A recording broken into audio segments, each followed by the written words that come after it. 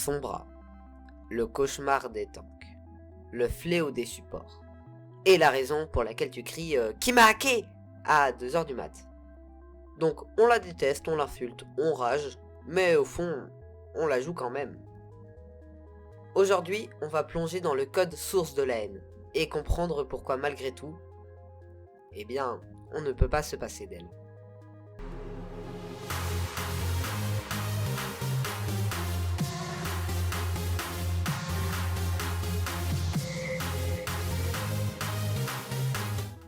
Jouer contre une Sombra, c'est pas une partie, non.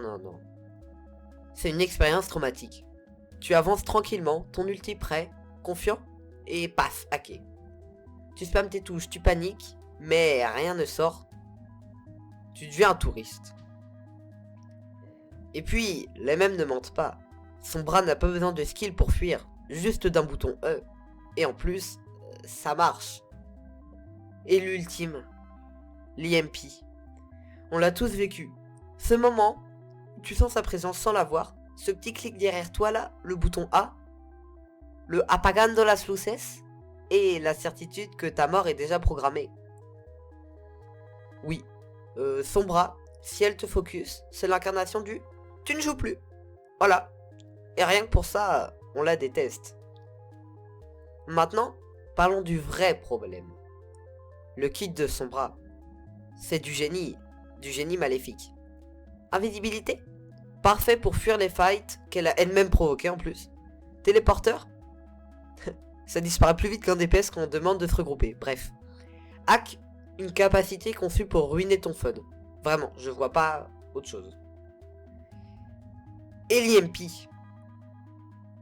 L'IMP. Je n'ai pas besoin de parler, vous voyez tous ce que je veux dire. Bref. Le problème, c'est que Sombra ne te tue pas forcément. Elle te neutralise, t'empêche de jouer à ton meilleur niveau. Et puis, dans ton équipe, quand elle spam apagando las luces en vocal, en même temps qu'elle joue son ult, tu sais qu'elle savoure. Le hack, c'est personnel. Tu ne meurs pas à cause d'une erreur, non. Tu meurs parce que quelqu'un a décidé que tu ne méritais plus de jouer.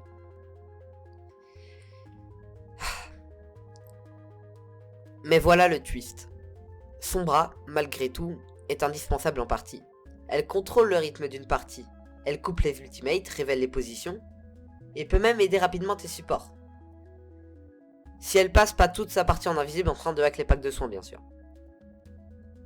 Sombra, en game, c'est une stratège, une espionne, un cerveau. Chaque hack réussi, c'est presque tout le temps une mort, ou un recul.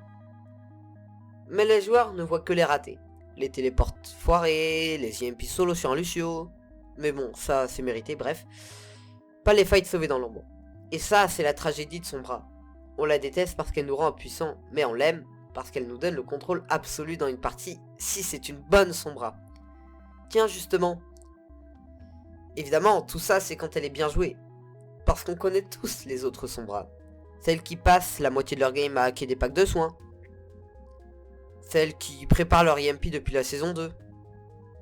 Et celles qui te disent group up alors qu'elles sont en spawn, invisibles depuis 4 minutes. C'est pas ce qu'elles font, mais elles sont là, écoute. Ces Sombras là, c'est pas des agents secrets, c'est vraiment des touristes.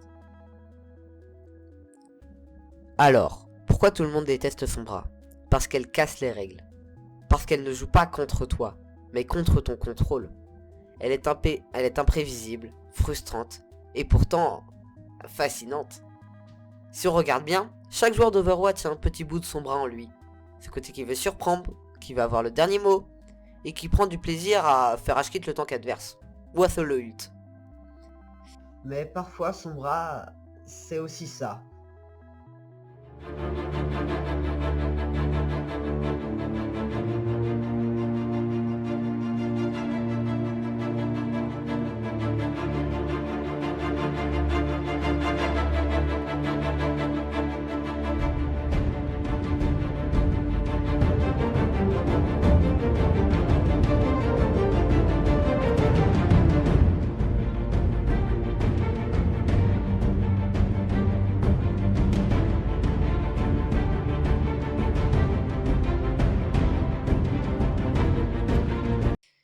surtout, n'oubliez pas que...